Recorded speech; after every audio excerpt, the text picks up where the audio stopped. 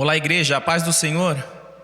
Vamos começar esse culto com louvores, canções que exaltem o nome do nosso Deus. E essas próximas canções ela vai fazer isso. Essa primeira canção é uma canção muito antiga, que fala muito aos nossos corações. Um só Deus, um só Senhor, uma só fé, um só amor. Vamos cantar essa canção todos juntos, com muita alegria.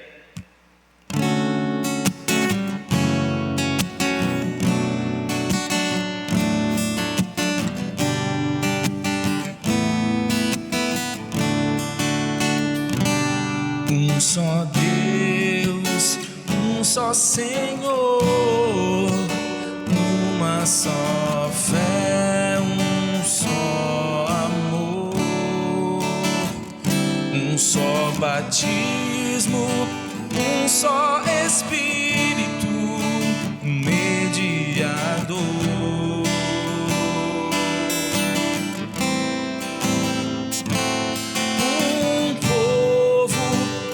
Justificado pelo sangue do Salvador,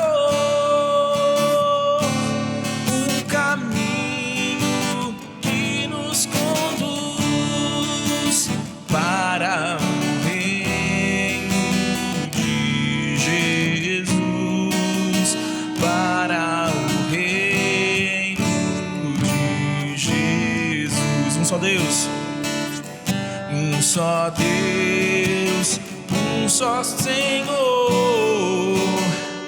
uma só fé, um só amor,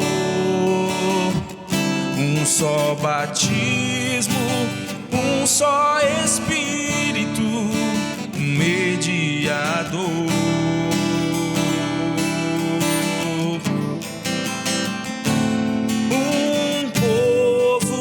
Justificado pelo sangue do Salvador, o caminho que nos conduz para o reino de Jesus, para o reino de Jesus. Declare: nem a morte, nem a vida, nem a morte, nem a vida, e nem mesmo os anjos, nem os principados, potestades, podem separar-nos do amor de Deus que está em Jesus Cristo, o nosso Senhor. Nem a fome ou a nudez ou perigo algum, nem a tribulação ou a angústia podem separar-nos do amor de Deus que está em Jesus Cristo, o nosso Senhor. Povo escolhido, geração eleita, para se assentar nas regiões celestiais. Somos intocáveis e inseparáveis do amor de Deus, o nosso Pai. Do amor de Deus, o nosso Pai. Do amor de Deus, o nosso Pai.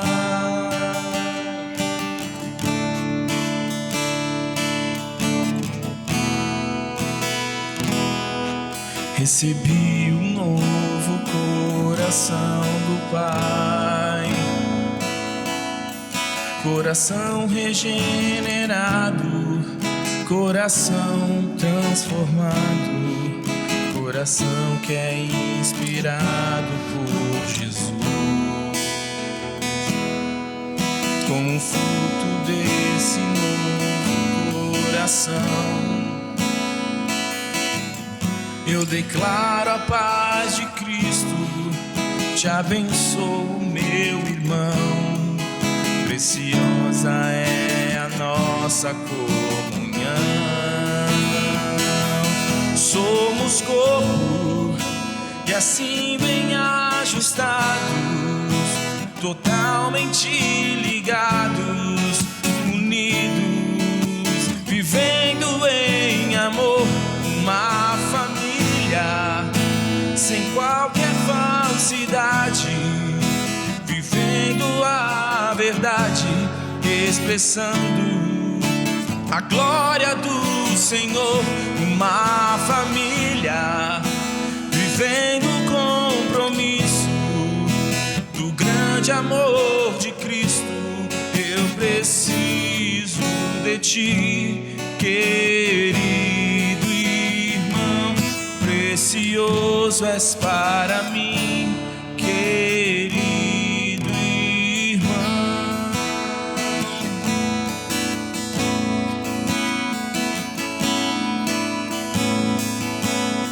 Do início, recebi um novo coração do Pai. Recebi um novo coração do Pai, coração regenerado, coração transformado, coração que é inspirado por Jesus. Como fruto desse novo coração, eu declaro a paz de Cristo, te abençoo, meu irmão. Preciosa é a nossa comunhão. Somos corpo e assim bem ajustados, totalmente ligados, unidos, vivendo em amor, uma família sem qualquer falsidade, vivendo a verdade, expressando a glória do Senhor. Uma família vivendo o compromisso do grande amor de Cristo. Eu preciso de ti, querido irmão, precioso és para mim, querido irmão. Eu preciso de ti, querido irmão, precioso és para mim, querido irmão.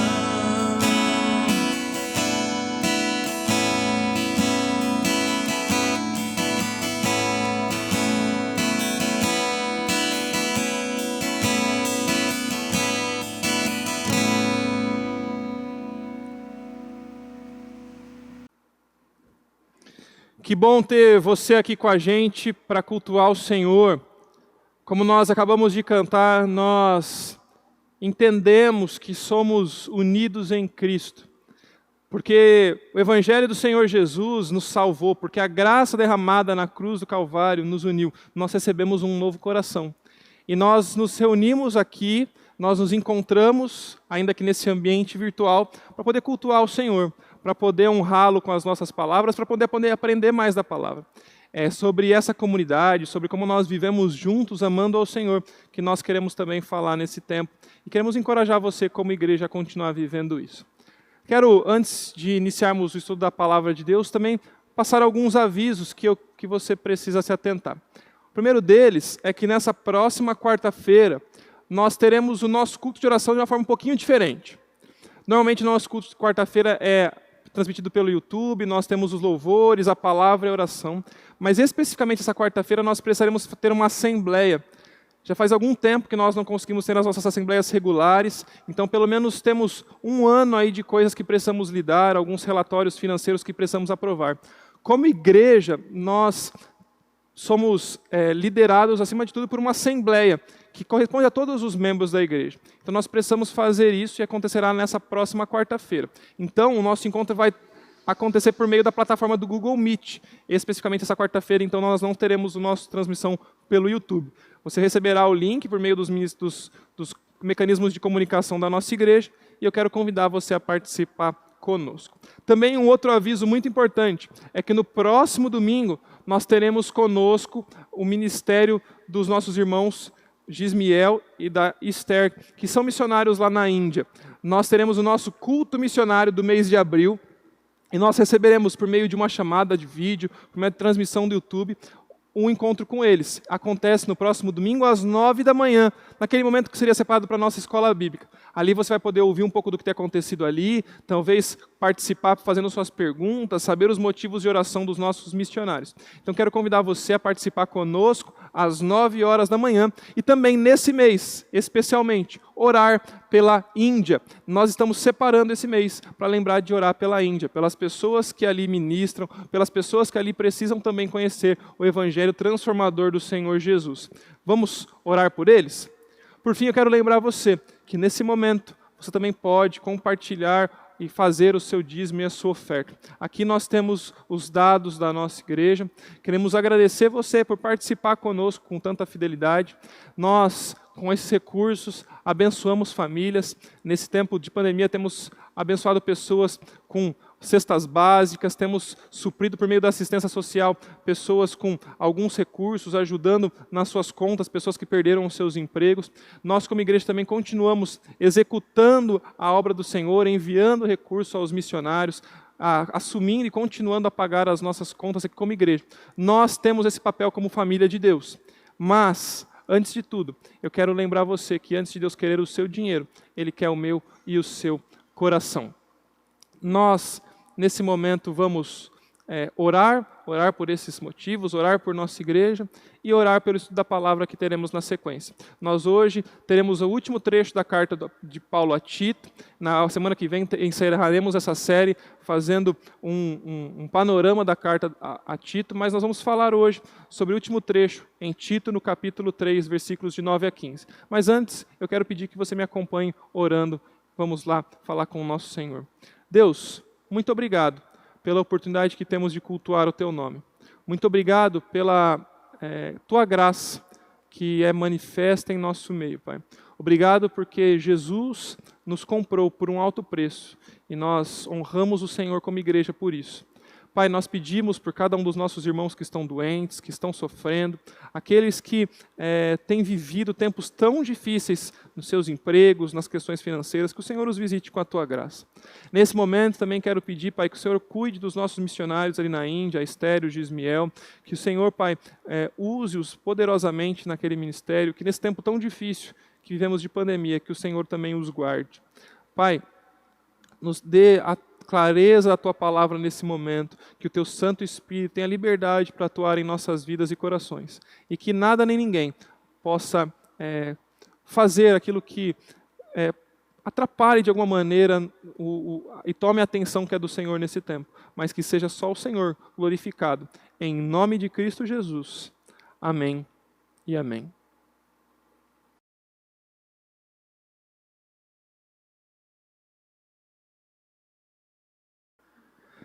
Certamente você vai concordar comigo que uma das coisas que mais pode nos entristecer é ouvirmos que somos inúteis. Como seria ouvir que você é um pai inútil? Imagina que você venha a ouvir isso dos seus filhos ou da sua esposa e falar: você é um pai inútil. Ou ouvir que você é uma mãe inútil. Ouvir que você é um filho inútil. Um amigo inútil, que seus amigos não veem nenhum tipo de utilidade em ser seu amigo. Ou até um funcionário inútil. Muitos, nesse tempo de pandemia, têm se preocupado com isso, em mostrar o seu valor, a sua utilidade, para não perder o seu emprego. Ser inútil, então, tem a ver com essa utilidade, com não servir para nada, ou até não ter capacidade de realizar algo. A verdade é que nós nos preocupamos com ter uma vida de fato útil. E muitas vezes me vejo pensando se eu tenho gastado energia nas coisas certas, e se eu estou investindo a minha vida do jeito certo. Como o título de um livro eu não quero jogar a minha vida fora. Imagina a sua vida, como eu estou imaginando a minha nesse momento, como uma grande escada, com muitos degraus. Aquela escada que a gente apoia na parede, sabe? Cada um desses degraus vão representar as nossas decisões, as etapas da nossa vida, e nós vamos subindo, tentando alcançar o objetivo final da nossa vida. Mas imagine que depois de você subir degrau após degrau, quando você está chegando no final da sua vida, você descobre que apoiou a escada no lugar errado. Que você, ao chegar ao topo, olha e fala que não teve utilidade na sua vida. Érico Veríssimo vai dizer, em uma das suas frases, que a felicidade é a certeza de que a nossa vida não está se passando inutilmente. Seria uma grande frustração de vida investi-la de uma maneira inútil, não é mesmo? Agora, a felicidade é a certeza de que a nossa vida não está se passando inutilmente. Eu não só concordo com essa frase, quanto acredito que ela encontra eco naquilo que as Escrituras nos revelam. Ela encontra sentido no que a palavra de Deus, que o próprio Deus espera de nós. Deus espera que sejamos pessoas úteis para Ele, úteis na missão dEle. Na ótica bíblica, Deus espera que sejamos frutíferos, como uma árvore frutífera. O próprio apóstolo Paulo, em Efésios, no capítulo 2, vai dizer que nós somos obra-prima, nós somos o poema de Deus, perfeitamente criados por Deus, criados em Cristo Jesus, a fim de realizar as boas obras que Ele de antemão planejou para nós. Em nosso mundo, que é deslumbrado por celebridades, em nossa sociedade, que nós valorizamos o sucesso e a influência, e que nós queremos, de alguma maneira, apoiar ou acreditar ou ser como as pessoas que atingem grandes públicos. Muitas vezes nós nos sentimos inúteis porque não temos esse tipo de... Já ouvi de algumas pessoas que, pastor, você é mais útil no reino do que eu posso ser, porque eu sou só um membro da igreja. Mas isso não faz sentido quando nós olhamos para a Bíblia, porque a utilidade para Deus tem mais a ver com a fidelidade, com uma vida condizente com o Evangelho, de fato piedosa, do que com o alcance que necessariamente nós temos, a popularidade com falta de fidelidade. É só quando nós formos realmente fiéis que nós poderemos causar um impacto e causar de fato um impacto para o reino de Deus. Quando caminha para o encerramento da sua carta, Paulo vai convocar o jovem pastor Tito, o seu discípulo, a defender a igreja contra as coisas improdutivas e também a defender a igreja daquelas pessoas que estavam causando divisões e, portanto, tornava a igreja infrutífera e também inútil. E também vai desafiar aqueles cristãos, vai falar para Tito, desafiar aqueles cristãos a serem produtivos, a viverem as boas obras, reafirmando que a graça de Deus é indispensável para viver as boas obras. Vamos ler comigo, por favor, Tito capítulo 3, versículos de 9 a 15. Nós leremos na versão da NVT, Tito capítulo 3, a partir do verso 9. Peço que você me acompanhe, por favor. Não se envolva em discussões tolas sobre genealogias intermináveis, nem em disputas e brigas sobre a obediência às leis judaicas. Essas coisas são inúteis e perda de tempo. Se alguém tem causado divisões entre vocês, advirta uma primeira e uma segunda vez. Depois disso, não se relacione mais com ele. Tais indivíduos se desviaram da verdade e condenaram a si mesmos com seus pecados. Planejo enviar Ártemas e Tíquico. Assim que um deles chegar, procure ir ao meu encontro em Nicópolis, pois decidi passar o inverno ali. Faça todo o possível para ajudar Zenas, o advogado, e Apolo na viagem deles. Providencie que tenham tudo o que precisam. Nosso povo deve aprender a fazer o bem, ao suprir as necessidades urgentes uns dos outros. Assim, ninguém será improdutivo. Todos aqui lhe mandam lembranças. Por favor, envie as minhas saudações a todos que nos amam na fé. Que a graça de Deus esteja com todos vocês. A carta de Paulo ao jovem pastor Tito tinha o propósito de guiá-lo na missão de pastorear, de conduzir a igreja cretense à maturidade. Lembre-se que aquela igreja tinha sido plantada, mas eles estavam vivendo um momento em que as coisas não estavam completamente prontas. Eles precisavam crescer em maturidade. Aquela igreja estava dentro de um cenário, de uma cultura muito complicada. Complicada porque ela não tinha nada de cristã. Não sendo cristã, aquela igreja tinha uma moral baixa. Aquela igreja tinha um povo devasso e completamente mentiroso. É justamente por isso, nesse meio, que aquela igreja deve fazer a diferença e está sendo convocada a viver o verdadeiro evangelho. Assim como o evangelho mudava tudo na vida deles, nós também somos convocados a viver um evangelho que muda tudo em nossas vidas, dado o cenário que nós também estamos inseridos. O evangelho é a verdade que torna a vida útil, a vida daqueles primeiros leitores e também as nossas vidas. E claro, quando nós falamos de utilidade, nós estamos falando de utilidade nos termos do Senhor.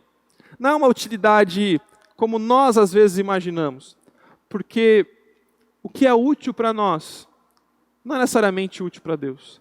Ser útil para o Senhor é viver conforme a sua vontade, viver as boas obras.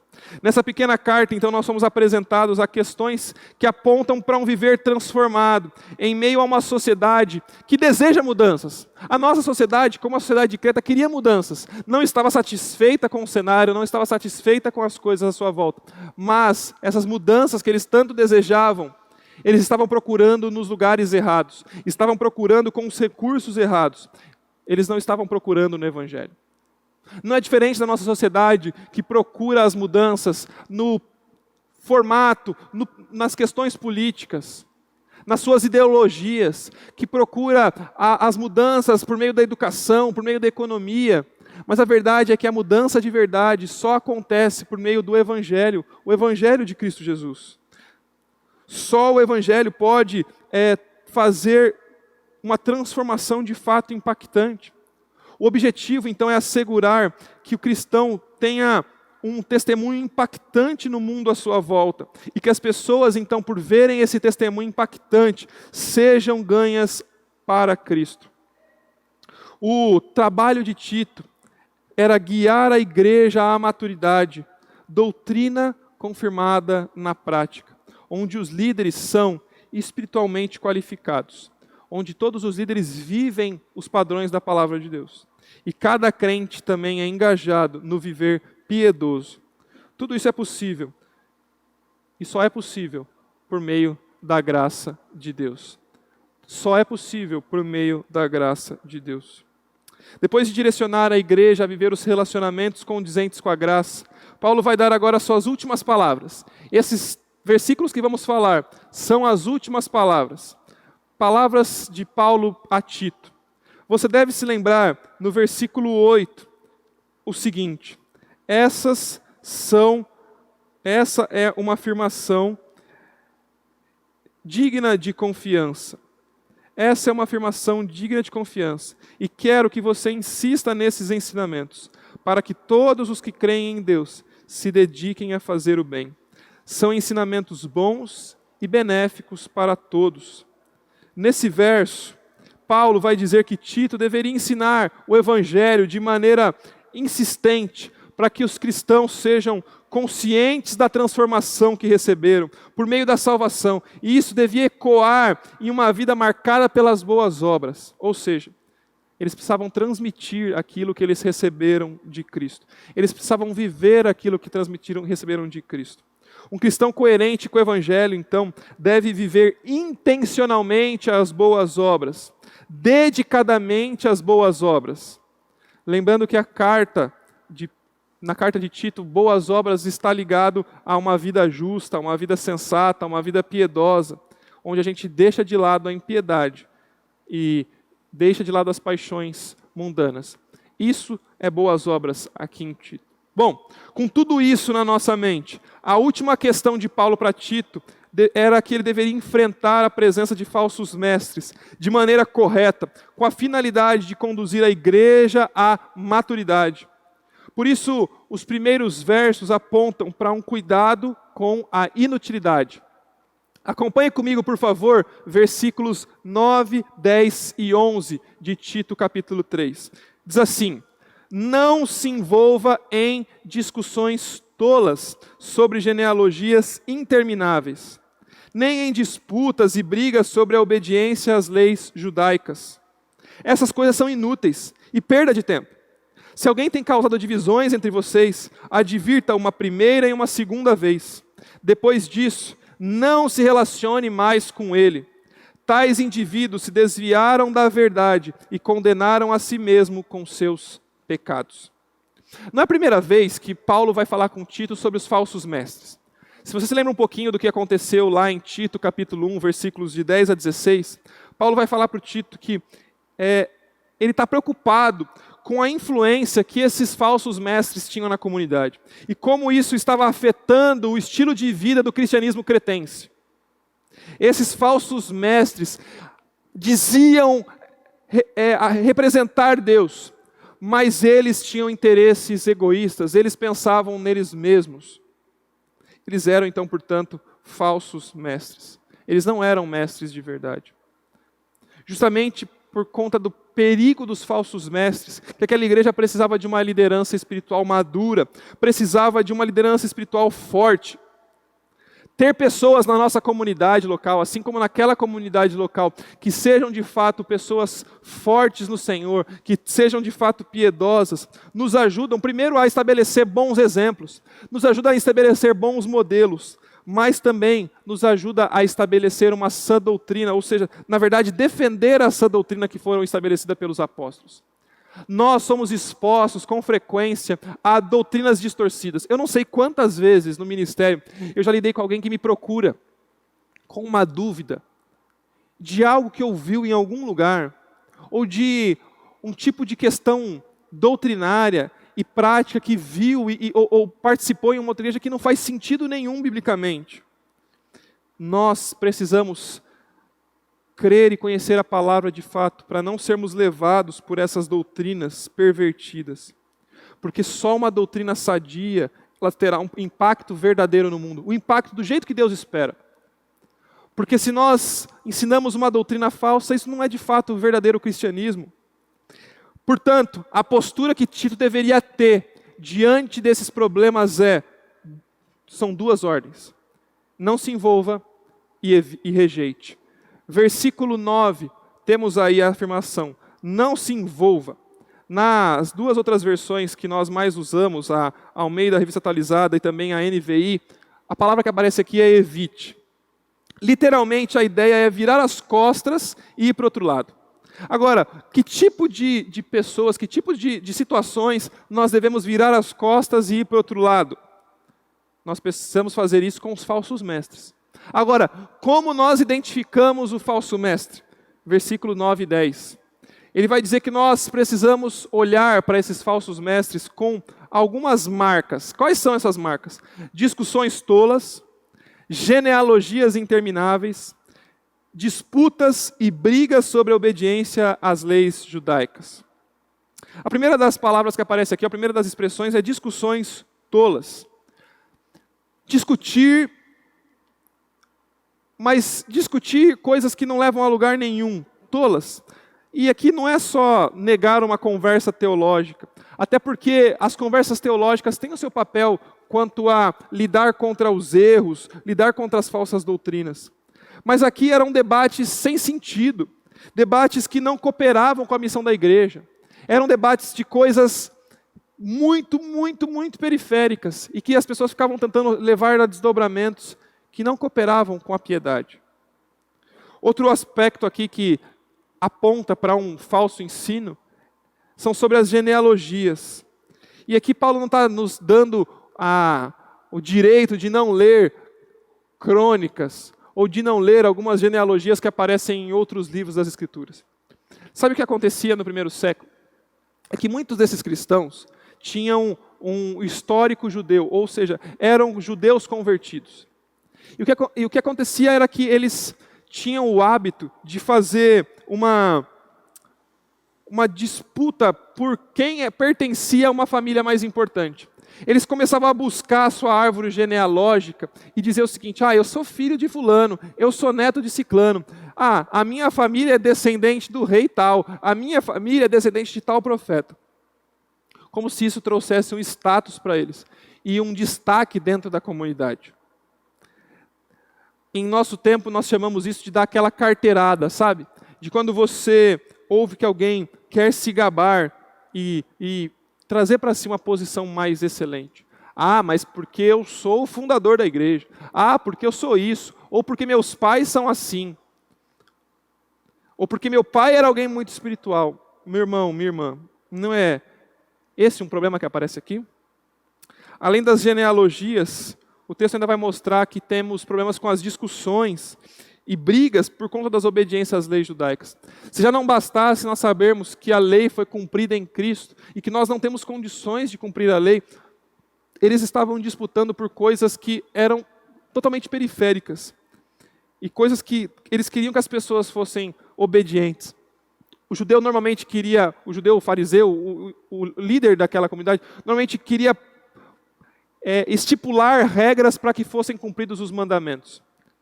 Por exemplo, quanto ao sábado, uma das disputas que eles tinham, uma das discussões que eles tinham é: quantos passos um judeu pode andar no dia sagrado, por exemplo? Porque você deve se lembrar que o sábado era o dia do descanso.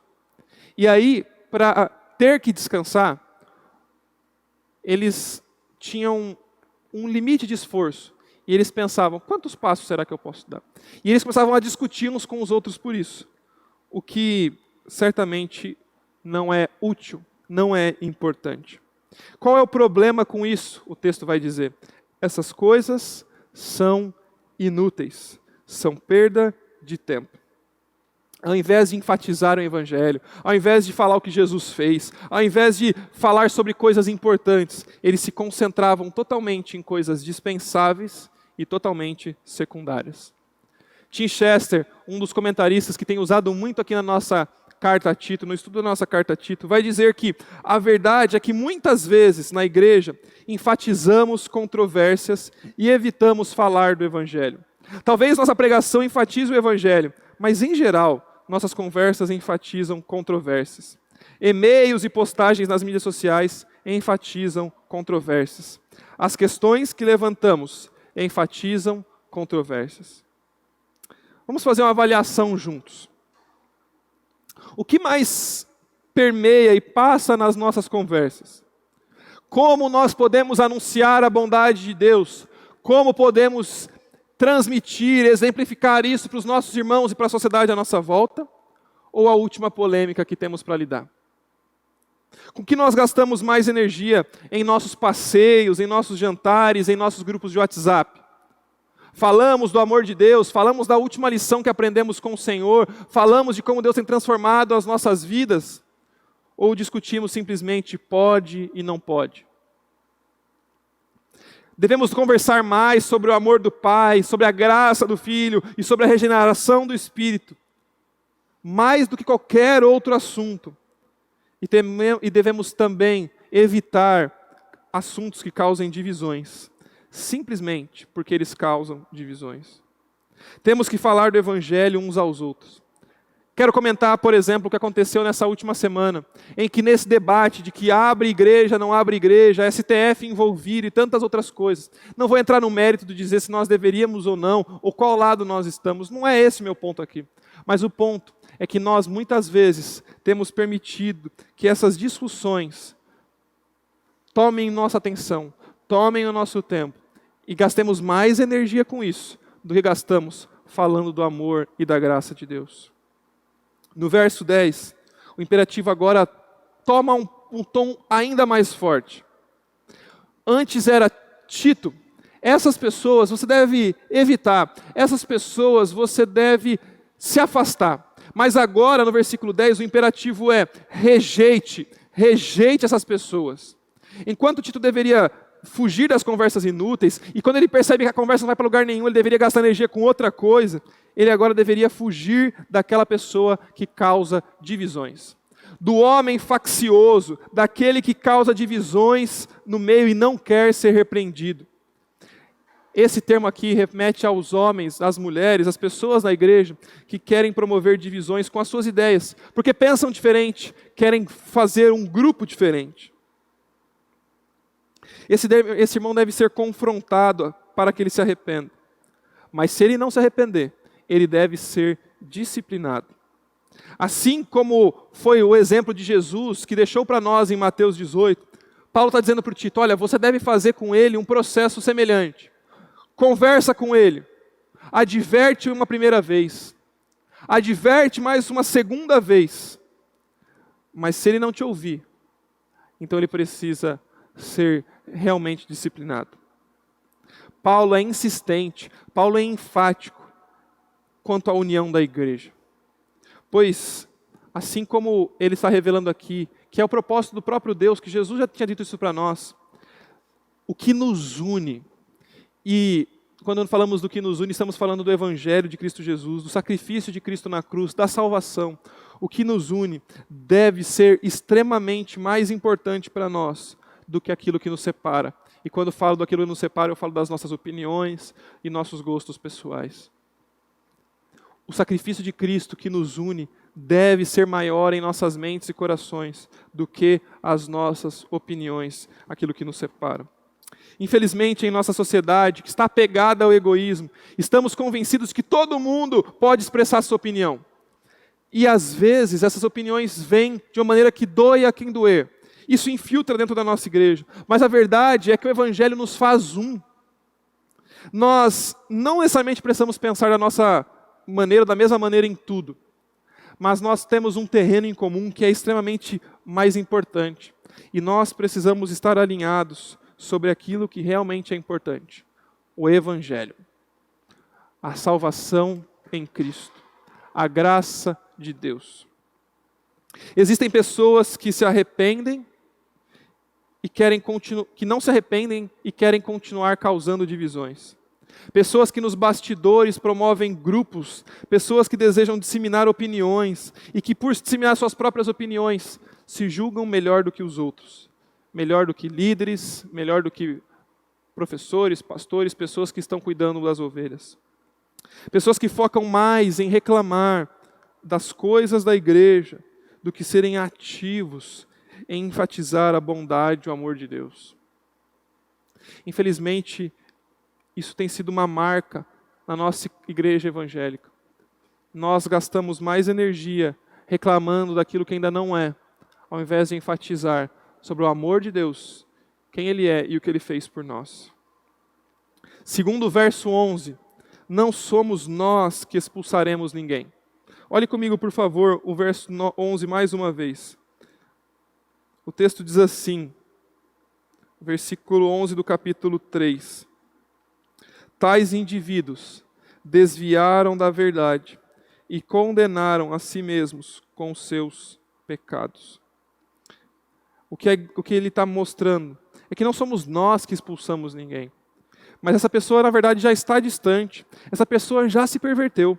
Quando alguém começa a gerar atritos, intrigas, confusão, quando ela entra nas brigas a todo momento, nós temos a demonstração clara de que essa pessoa já está longe de Deus há muito tempo.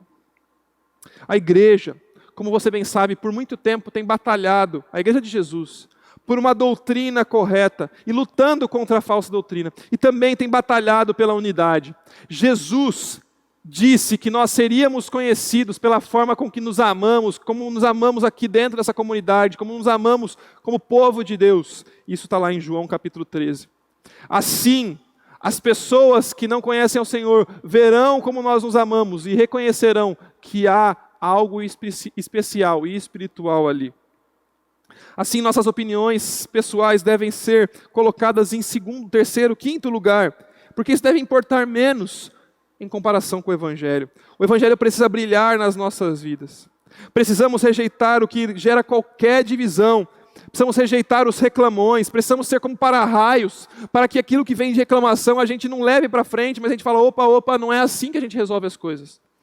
E precisamos investir a nossa energia naquilo que é realmente útil, naquilo que é profundamente útil. Aqui Paulo vai dar exemplo de como Tito poderia ser útil, como os seus planos, como a igreja deveria ser ativa na prática de boas obras. E nós vamos agora para o segundo ponto aqui, sobre os versículos 12 a 15, falando da nossa utilidade. Leia comigo, por favor, versículos 12, 13, 14 e 15. Planejo enviar-lhe Ártemas ou Tíquico. Assim que um deles chegar, procure ir ao meu encontro em Nicópolis, pois decidi passar o inverno ali. Faça todo o possível para ajudar Zenas, o advogado, e Apolo na viagem deles. Providenciem que tenham tudo o que precisam. Nosso povo deve aprender a fazer o bem, ao suprir as necessidades urgentes de outros. Assim, ninguém será improdutivo. Todos aqui mandam lembranças. Por favor, envie minhas saudações a todos que nos amam na fé. Que a graça de Deus esteja com todos vocês. Diferente do primeiro tom, que ele está falando num tom mais negativo, agora Paulo passa para um tom mais positivo. E também um tom bastante pessoal, porque ele começa a mencionar nomes, pessoas, e ele começa a falar como Tito deveria lidar com essas situações. Primeiro ele vai começar a apresentar os seus planos para a igreja de Creta. Paulo, além de ser um missionário, de ser um evangelista, ele tinha o papel de líder na igreja primitiva. E ele promovia esses planos evangelísticos muitas vezes. Ele com seus discípulos, com aqueles que ele treinava, também conduzia esse processo como um todo. E Paulo está falando para o Tito qual é o plano para a igreja ali na ilha de Creta. Ele está dizendo: Tito, você não vai ficar aí por muito tempo. Logo mais eu vou enviar para aí ou Ártemas ou Tíquico, porque eu quero, Tito, que você venha para cá. Nós vemos aí já uma ida e vinda do ministério, sabendo que nós servimos ao Senhor e que nós temos utilidade e Deus pode nos usar onde Ele quiser. Muitas vezes Deus traz pessoas para nos abençoar e leva pessoas, muitas vezes Deus quer nos levar para abençoar outras pessoas. Tito provavelmente ficaria um tempo limitado, como de fato aconteceu. A gente vai saber que na história depois Tito sai e vai estar com Paulo. A gente tem essa confirmação ali em 2 Timóteo. Mas isso porque Paulo desejava a companhia do seu jovem discípulo. Para que isso ocorresse, então Tito precisava receber, ou Paulo precisava enviar ali a Creta, alguém para substituí-lo. Ou Ártemas ou Tíquico. Ártemas era alguém, ou é alguém que nós não conhecemos. A Bíblia não fala nada de Ártemas, exceto por esse texto. Mas o que a gente já pode identificar é que, muito provavelmente, Ártemas era alguém piedoso, era alguém capacitado na sua liderança, era um pastor fiel, um professor qualificado, porque Paulo sabia como os líderes precisavam ser. Então ele sabia que Ártemas era alguém que poderia ser útil ali na ilha de Creta, na igreja de Creta. Ou também Tíquico, esse um grande conhecido do Novo Testamento. Ele aparece muitas vezes e ele é notável quando se fala nas suas realizações em prol do reino de Deus. Esse homem foi enviado por Paulo para substituir Tito em Éfeso. E esse mesmo homem tem um trabalho tão louvável ali em Éfeso, que ele pode ser útil também na igreja de Creta, num ambiente tão difícil e hostil. Bom, além desses homens que seriam usados ali, nós vamos agora seguindo e vemos a continuidade do texto, onde ele vai falar sobre outros dois nomes. Versículo 13. Faça todo o possível para ajudar Zenas, o advogado, e Apolo na viagem deles. Providencie que tenham tudo o que precisam. Zenas aqui é apresentado como advogado, ou também um jurista. Não temos certo se ele era alguém conhecedor das leis judaicas, ou se ele era alguém conhecedor das leis romanas. O que sabemos é que ele era um homem das leis. Apolo nós conhecemos mais, nós temos mais informações dele. Ele era um homem extremamente sábio, era um homem que tinha sido convertido por meio dos ministérios ali em Corinto, onde Priscila e Áquila atuavam também, acompanhando e capacitando. Mas ele foi um homem muito importante na igreja primitiva. Ele, inclusive, é aquele onde em Corinto aparece a questão sobre a divisão. Lembra? Alguns são de Paulo, outros são de Apolo, outros são de Pedro. esses grupos que eram gerados ali em Corinto. Inclusive tinha gente que acreditava que Apolo era quase que um rival de Paulo. Mas certamente não era essa a perspectiva que Paulo tinha. E também não faz sentido algum ser a perspectiva que o Apolo tinha. Porque ambos se viam como servos do Senhor.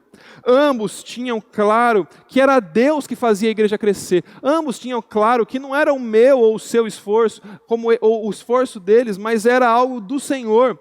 Eles cooperavam juntamente para a obra do Senhor. Zenas e o Apolo estavam de alguma maneira passando ou passariam pela ilha de Creta, e Tito deveria ajudá-los. Paulo pede: Tito, seja um apoio, seja apoiador no ministério desses dois homens de Deus. Paulo está dizendo para o Tito, o que também lembra a nós, que nós fazemos parte de uma equipe. Tito, você faz parte de uma equipe. Nós fazemos parte de uma equipe, de um time. Paulo, além de ser um evangelista, também liderava outros pastores. Ele liderava outros líderes. Tito deveria servir em Creta, mas depois serviria com Paulo. E Tito deveria ajudar Zenas e Apolo. Pela causa do reino, nós devemos então apoiar uns aos outros. Pela graça de Deus, nós ajudamos uns aos outros. Ao dizer que Tito deveria ser diligente, Paulo está pedindo para o jovem pastor algo assim: Tito, seja sincero, empenhado, zeloso, solícito em ajudar essa equipe. A equipe que nós temos em prol do reino de Deus. Somos todos, meus irmãos, interdependentes. Fazemos parte de um grupo que nós precisamos apoiar, precisamos confiar, precisamos delegar. Nós nos movemos juntos pela causa do Evangelho. Nesse momento, estou aqui fazendo parte da missão, mas temos irmãos que nos apoiam aqui com a transmissão. Temos você servindo de tantas outras maneiras. Não é a minha equipe, não é a equipe de alguns, não são as minhas estratégias e também não são as nossas jogadas, mas nós devemos cooperar pelo reino de Deus. Nós precisamos providenciar esforços e com generosidade cooperar uns pelos outros para que os outros cheguem mais longe. Às vezes nós percebemos na Igreja de Jesus como os ministérios são separados e nós não cooperamos uns com os outros, ou só usamos os outros para nos ajudar, fazer com que o nosso trabalho tenha sucesso. Meu irmão, minha irmã, é o sucesso do reino, é a propagação do nome do Senhor Jesus que nós temos de missão e de bandeira para carregar. No versículo 14, além de Paulo dizer que Tito deveria ter essa responsabilidade, ele vai falar que todos os cristãos deveriam viver as boas obras. Leia comigo o versículo 14. Nosso povo deve aprender a fazer o bem, ao suprir as necessidades urgentes de outros. Assim, ninguém será improdutivo. Assim, ninguém será improdutivo. Lembre-se, na carta de Tito aqui, boas obras está vinculado a uma vida que condiz com o conhecimento aplicado. O discípulo conhece a Jesus, conhece a verdade, então passa a imitá-lo. O que Paulo pede para aqueles cristãos, e que Tito diga isso para aqueles cristãos, é que eles deveriam viver as boas obras. Tito deveria dizer algo do tipo: olha, não é um trabalho só meu, mas nós precisamos estimular todos vocês, o nosso povo, a ilha de Creta, os cristãos, a cooperar de todo o coração, com todas as manifestações de generosidade possíveis, com o nosso tempo, com a nossa atenção, com os nossos talentos, com os nossos recursos. Nós deveríamos aprender com esse tipo de postura. E nós deveríamos, então, ajudar para que todos sejamos experientes na prática das boas obras, na prática do bem. O texto vai mostrar que todos nós devemos nos envolver nisso. Todos nós. Todos devem ajudar, todos devem ser zelosos pelas práticas de boas obras, todos devem fazer aquilo que coopera para nós cooperar, como caminharmos em direção a fazer as boas obras. Nós vivemos as boas obras pelas quais nós fomos comprados, purificados para praticar. Precisamos nos dedicar ao amor uns pelos outros. Precisamos cuidar das necessidades uns dos outros de forma generosa. Assim, não é apenas a missão de Tito, não é apenas a missão de Paulo, mas é a missão de toda a igreja de Creta, assim como é a nossa missão e de toda a igreja de Cristo. Precisamos então nos envolver ativamente nessa missão. Precisamos nos envolver ativamente nessa missão. Talvez você pense nesse momento, pastor, mas isso é tão complicado. Eu não consigo viver isso. Aí o versículo 15 nos dá uma boa resposta. Depois de Paulo dar as saudações e mostrar mais uma vez essa coletividade, ao dizer, todos aqui mandam lembranças. Por favor, envie as minhas saudações a todos que nos amam na fé.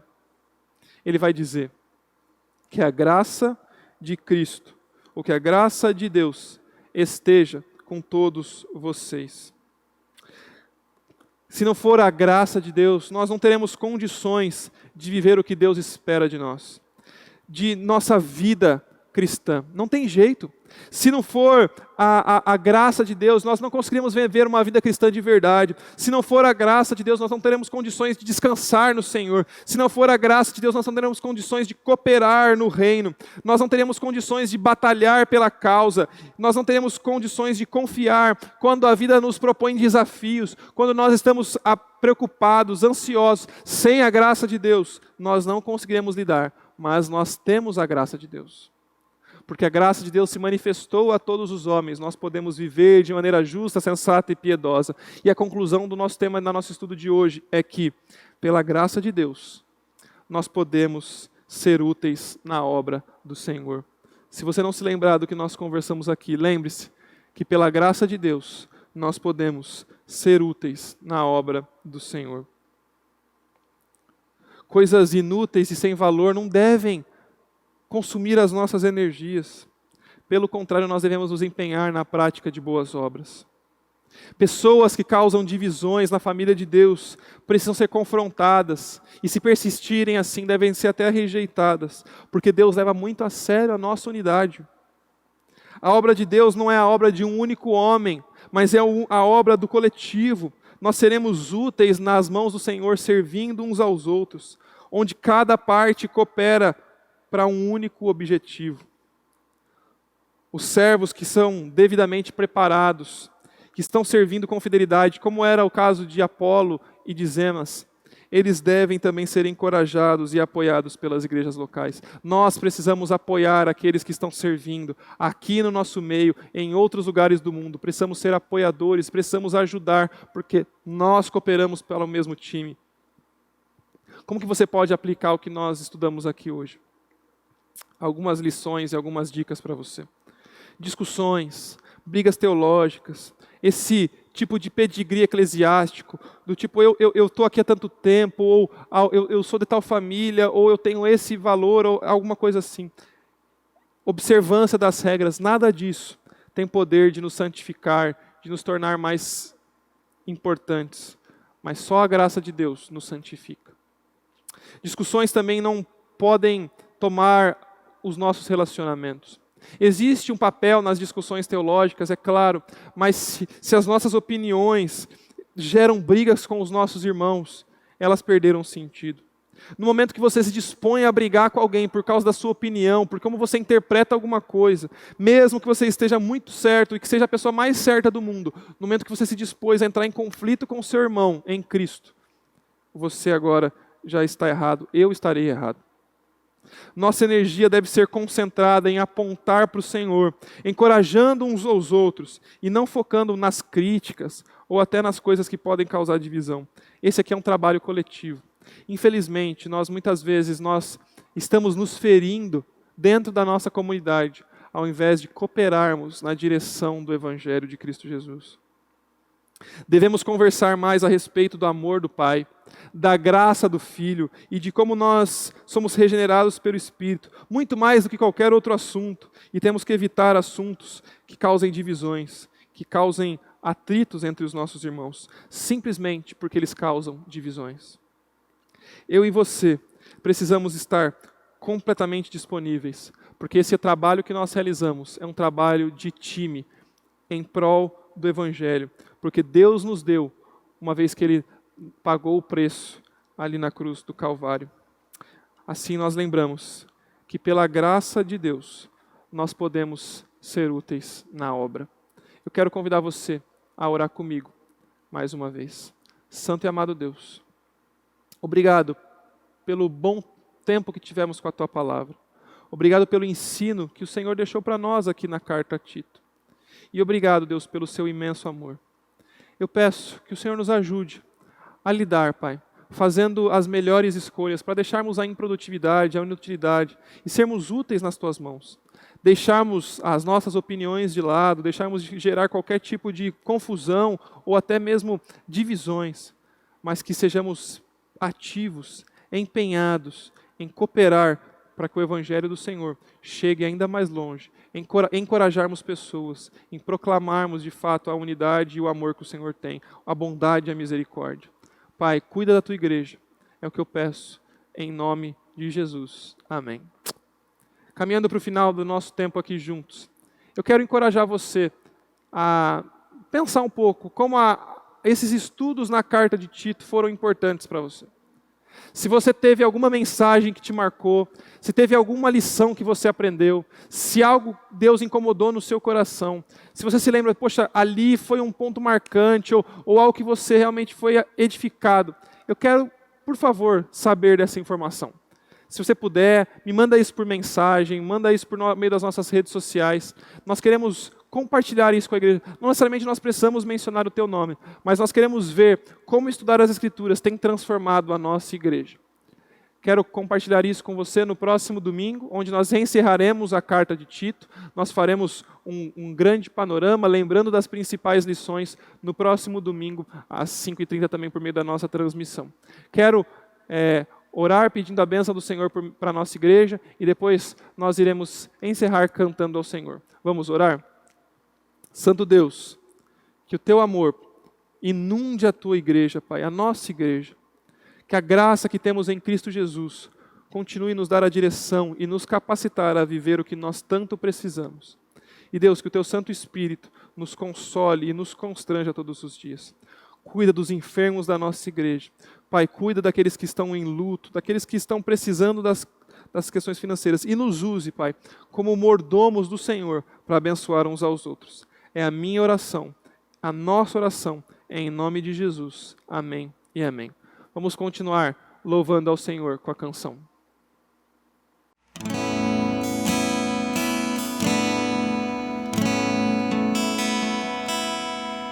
Declaramos que aqui reina a glória do Senhor, Sua graça é manifesta, está presente o Seu amor, corações se quebrarão, almas vão se derramar, e o Espírito de Deus reinará.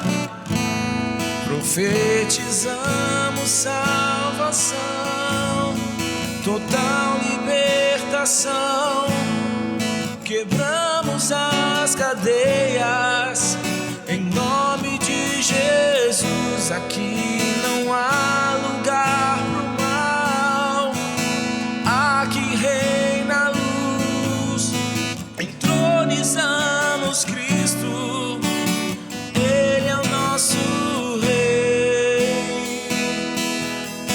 nos rendemos aos Teus pés, pois sabemos que Tu és poderoso para transformar o mundo.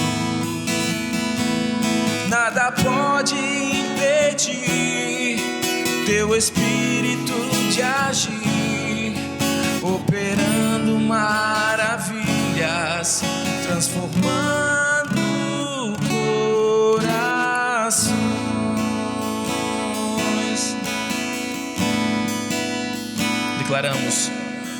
Declaramos que aqui reina a glória do Senhor, Sua graça é manifesta, está presente o Seu amor, corações se quebrarão, almas vão se derramar e o Espírito de Deus reinará. Profetizamos salvação, total libertação, quebramos as cadeias em nome de Jesus. Aqui não há lugar pro mal, aqui reina a luz. Entronizamos Cristo, Ele é o nosso Rei. Nos rendemos aos teus pés, pois sabemos que tu és poderoso para transformar o mundo. Nada pode impedir teu Espírito de agir, operando maravilhas, transformando corações. Nos rendemos aos teus pés, pois sabemos que tu és poderoso para transformar o mundo. Nada pode impedir o teu Espírito de agir, operando maravilhas, transformando corações. Operando maravilhas, operando maravilhas, transformando corações. Operando maravilhas, transformando corações.